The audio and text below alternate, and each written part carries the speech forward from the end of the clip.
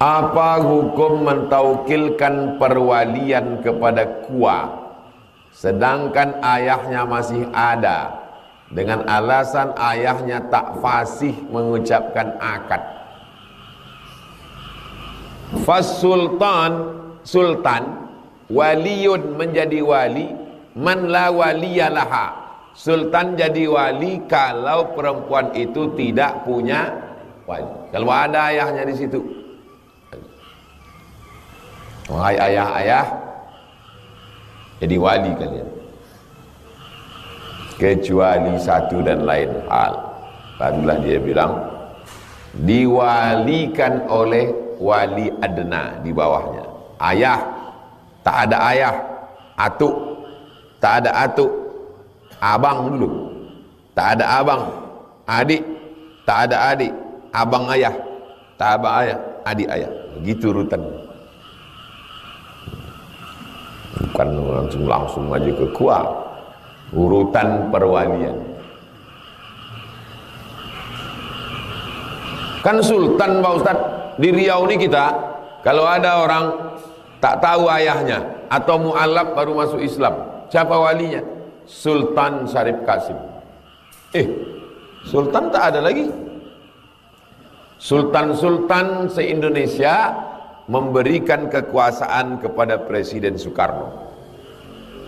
Maka Soekarno disebut sebagai ulil amri ad-daruri bisyaukah. Presiden Soekarno melimpahkan kekuasaannya ke Menteri Agama. Menteri Agama melimpahkan kekuasaan ke Kanwil Provinsi. Pak Kanwil melimpahkan kekuasaan ke Kemenak Kampar. Kemenak Kampar melimpahkan kekuasaan ke Kua. Itulah asalnya Pak Kua itu bisa menikahkan. Ya, orang bingung kan, siapa menikahkan kau? Pak Kua. Tak sah karena Pak Kua bukan sultan. Iya juga ya. Cemana ceritanya Pak Kua itu bisa jadi sultan? Begitu ceritanya panjang. Makanya tak ada kua perempuan. Karena perempuan tak bisa menikahkan. Ada kua perempuan? Enggak ada. Karena itu sudah perjanjian dulu. Sultan-sultan nih, Sultan Syarif Qasim mengatakan, kuserahkan kekuasaanku kepada engkau Presiden Soekarno. Adapun surat-surat semua kusimpan di dalam peti besi. Udah ku kunci dan kuncinya ku campakkan ke Sungai Siak. Sampai sekarang tak terbuka. Dibawa pakar kunci dari Jerman untuk membuka kunci yang di bawah tangga itu. Datanglah jamaah ke rumah, memegang kunci lemari itu. Panjangnya segini, terbuat dari emas. Diletakkan jin di atas meja rumah. Pertama datang emas itu segini besar. Ini gambarnya Pak Ustaz. 2 hari tak ku pegang, hilang. Dah itu besok datang lagi keris emas. Ini gambarnya Pak Ustaz. 2 hari tak ku pegang, hilang. Habis itu datang lagi kunci. Dia bilang kunci lemari yang ada di Siak. Kalau ku buka isinya petak emas semua. Tak kau ambil? Enggak. Kenapa tak kau ambil? Aku takut makan haram dan rusak akidahku Pak Ustaz. Lama saya terduduk lemas. Allah sedang menegur saya. Kau penceramah Abdul Somad, kau Profesor Dr. Abdul Somad. Kalau kau ku kasih ini belum tentu tak kau ambil. Ini tak profesor, hanya orang biasa, masih muda, tapi imannya lebih kuat dari kau Abdul Somad. Bisa pula imannya kuat, tak tergoda dia dengan emas. Kalau saya lah dikasih, langsung saya urus itu. Selesai itu.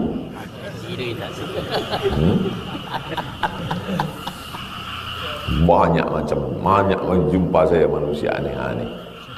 Dijumpakan Allah Ta'ala untuk menegur saya. Apa hukumnya menjadi bazir?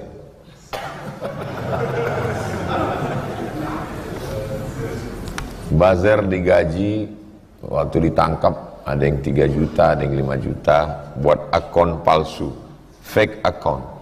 Semua yang menyerang saya itu kalau ditengok akunnya, pas dicek follower 0, posting 0, akun baru semua. Memang digaji untuk itu, untuk menyerang-nyerang ustaz. Untuk lain posting kita, lain serang.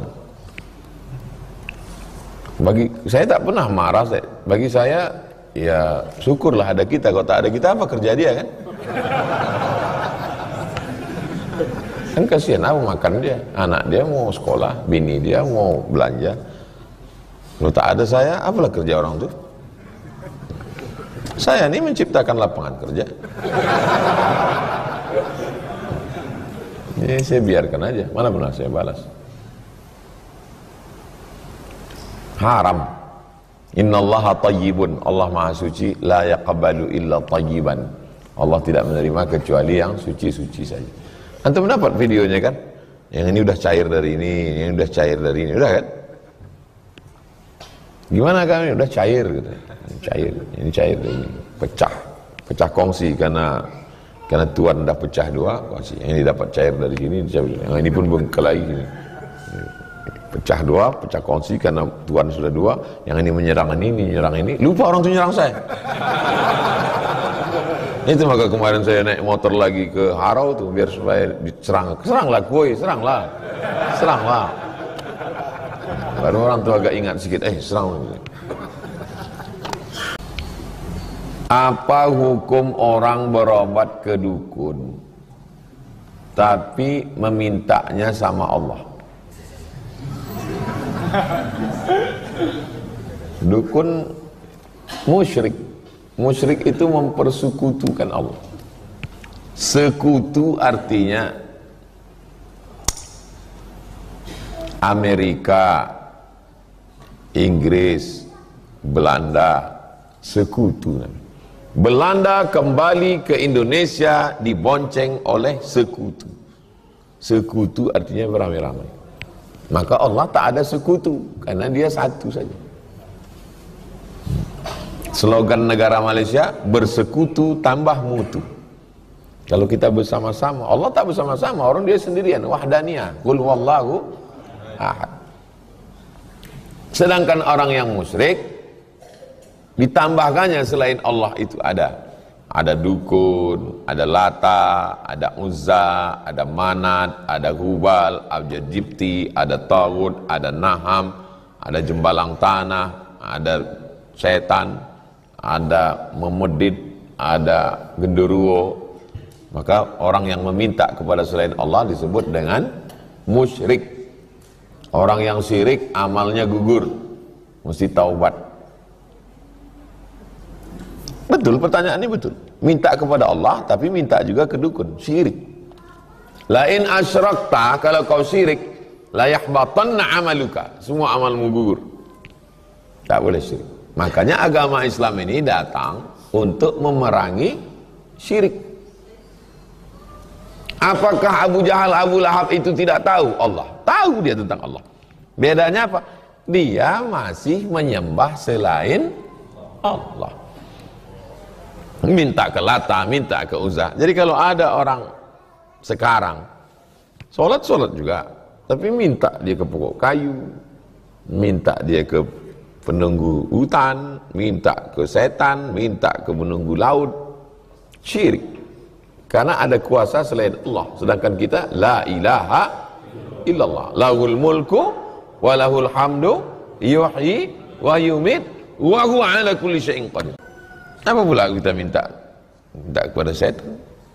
Setan, tolong jangan ganggu kami ya setan. Nah, berarti kita minta kepada setan. Kalau kita tak pernah minta sama setan, kita mintanya sama Allah. A'udzu billah minasyaiton. Tak ada komunikasi kita dengan setan, tak pernah kita minta. Setan, ini ku kasih kau kepala ayam, jangan ganggu kami ya. Kambing lah kata setan. Mintanya sama Allah. Iyyaka na'budu wa iyyaka nasta'in. Jangan minta kepada makhluk. Bagaimana cara meminta maaf kepada suami yang sudah meninggal? Apakah orang yang meninggal itu mati seperti matinya kayu nih? Orang menganggap kalau udah meninggal tak bisa minta maaf lagi. Kenapa? Karena sudah mati. Kita tak pernah mati. Di alam roh kita hidup. Masuk ke alam rahim, hidup. Masuk ke alam dunia, hidup. Masuk ke alam barzah, hidup. Masuk ke alam akhirat, surga neraka, hidup. Tak pernah mati. Bedanya, kalau masih hidup di dunia, ada responnya. Bang, maafkan aku ya. Iya, kata dia. Kalau udah mati, itu aja bedanya. Kalau udah mati, kita tetap minta maaf. Maafkan aku ya bang. Dia tak menjawab. Kalau dia menjawab, kita pula yang mati. Jadi tetap minta maaf. Orang dia mendengar kok. Mana dalilnya orang mati itu mendengar? Sumur tempat membuang jenazah Abu Jahal, Abu Lahab. Datang Nabi ke situ. Qad wajadtu ma fa'ala rabbi haqqa, hal wajadtum ma fa'ala rabbukum haqqa, kata Nabi. Aku sudah mendapati apa yang dijanjikan Tuhanku ternyata benar. Apakah kamu sudah mendapatkan apa yang dijanjikan Tuhan kamu? Antum ziarah ke makam koruptor. Terus antum bilang sama dia, wajadtu ma fa'ala rabbi haqqa, hal wajadtum ma fa'ala rabbukum haqqa. Hai koruptor-koruptor, aku sudah mendapatkan janji Allah padaku. Apakah kalian sudah dapat? Kalau tak ada, dia kenapa nggak Nabi ngomong? Dalil kedua, waktu ziarah ke kubur. Itulah enaknya tinggal di jalan Kamboja ini. Satu hari berapa kali kita ziarah kubur. Saya kalau mau keluar, assalamualaikum ya ahla diyar minal mu'minin wa inna insyaallah bikum lahiqun yarhamullahu mustaqdimin wal mustakhirin nas'allahu lana lakumul afiyah. Pas mau masuk, assalamualaikum ya ahla diyar minal mu'minin. Keselamatan untuk kamu wahai penghuni kubur. Untuk apa doa selamat kalau orangnya tak ada? Itu menunjukkan mereka ada. Tak mungkin yang didoakan itu batu nisan. Tak mungkin yang didoakan itu buluh bambu yang ada tumbuh di situ. Yang didoakan itu ada. Cuman bedanya orang hidup merespon, orang mati tak merespon. Malah kadang-kadang orang mati merespon, yang hidup tak merespon. Orang mati itu bisa datang melalui mimpi. Ku maafkan semua dosa-dosamu, gitu dia. Kalau mau baca kitab yang paling banyak tentang manamat, manam tidur, manamat tentang mimpi-mimpi, nama kitabnya Ruh. Sudah diterjemahkan bahasa Indonesia R-O-H, Roh. Nama penulisnya Imam Ibnu Qayyim Al-Jauziyah. Bermimpilah ulama berjumpa dengan ulama. Macam mana keadaan kau di sana? Aku dibawa burung-burung surga terbang hinggap ke lampu-lampunya. Bermimpi seorang ulama berjumpa dia dengan kawannya suatu malam. Kata kawannya dalam mimpi itu, tolong kau datang ke rumahku, pergi ke dapur, di situ ada tembikar dari tanah liat, di dalamnya ada emas, tolong bayarkan hutang. Kesimpulan, didatangi kesimpulan, betul ada hutang si anu? Iya. Pergi ke dapurnya, ada emas di situ. Itu menunjukkan orang hidup sama orang mati masih berkomunikasi, tapi tak bisa di-request. Itu aja bedanya. Kalau yang di-request pakai lilin, jelangkung, itu yang datang bukan rohnya, itu jin qarin. Bukan ruh, roh manusia tak bisa dipanggil. Jangan nanti antum merasa saya sudah mati, antum panggil roh saya. Lain cari keranjang arang. Ini bukan lilin. Datang suara pas macam suara saya. Itu bukan roh saya. Itu jin qarin. Jin qarin yang ikut waktu lahir orang, ikut dia satu jin. Qarin artinya selalu bersama. Mati orang, dia tetap hidup. Coba umur jin lebih panjang. Kenapa panjang umurnya Pak Ustadz? Dia tak kena diabetes, dia tak kena serangan jantung. Orang sekarang bertanya yang tidak-tidak aja, maka jawaban kita pun yang iya-iya aja. Iya belum tanya kenapa umur dia panjang. Panjang umur dia, bisa dia masuk ke badan manusia, berubah suara orang tuh macam suara, bisa pakai bahasa yang bukan bahasa dia. Nah, maka disangka orang itu roh tak bisa dipanggil-panggil. Dulu di Prancis ada tradisi memanggil roh. Waktu itu ulama dari Mesir karena berkelahi sama raja pergi ke Mesir, namanya Syekh Muhammad Abduh, meninggal tahun 1905, yang mendirikan Universitas Kairo. Pernah jadi mufti Mesir, karena berkonflik dengan raja, lari ke Prancis berdua sama Syekh Jamaluddin Al-Afghani. Sampai di sana ada tradisi orang di Prancis waktu itu manggil roh. Jadi rupanya 100 tahun orang Prancis itu pun masih main jelangkung juga. Datang Syekh Muhammad Abduh, ditawari orang tuh, Muhammad Abduh mau minta roh siapa? Kata Syekh Muhammad Abduh, tolong panggilkan roh Nabi Isa. Aku mau nanya sama dia, apa betul dia mati disalib? Kata mereka, roh yang VVIP nggak bisa. Ini nggak bisa. Orang kalau cerdas, dia tak perlu macam-macam untuk membantah. Simpel aja. Bumerang namanya. Senjata orang itu dipakai. Ada sebuah seminar tentang menyatakan apakah Syiah sudah ada di zaman Nabi. Narasumbernya Ahmad Dedat. Datang dia, dibawanya sepatunya, diletakkannya dia di meja narasumber, sepatu letakkan sini. Tanya sama panitia, kenapa Tuan Syekh letak batu sini? Saya mendengar ada orang ngomong katanya Syiah di zaman Nabi itu suka nyuri sendal. Mana ada Syiah zaman Nabi? Udah selesai ya. Kan itu inti seminarnya kan. Jadi meminta maaf kepada orang yang sudah meninggal, kita tetap minta maaf. Maafkan saya. Masalah dia memaafkan tak memaafkan bukan urusan kita. Kepada orang hidup pun juga begitu. Yang penting kita minta maaf. Dia memaafkan tak memaafkan itu urusan dia. Urusan kita adalah minta maaf. Tapi jangan semua yang ada di pikiran kita itu kita cakapkan. Maksud saya, datang kita bilang, aku minta maaf sama kau ya. Masalah kau maafkan tak maafkan itu bukan urusanku. Makin mengamuk lah dia. Kita kalau minta maaf itu urusan kita, jangan urusan dia. Kita minta maaf kalau terkait masalah hutang bayar.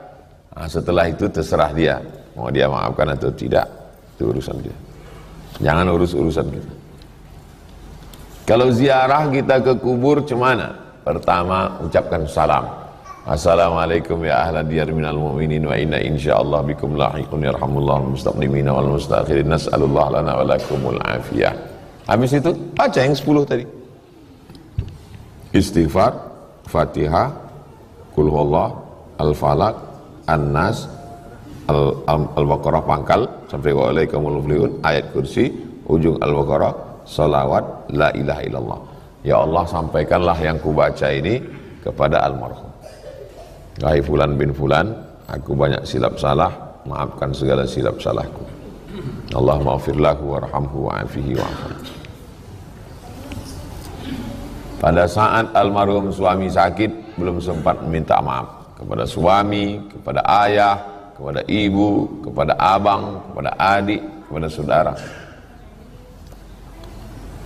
Cuman beda alam. Kita alam dunia, dia alam barzakh. Barzakh itu artinya pemisah. Ini dunia, ini akhirat. Ini akhirat, ini dunia. Kita ini tidak disebut akhirat karena dunia belum kiamat. Dan dia pun belum disebut akhirat karena dunia masih ada.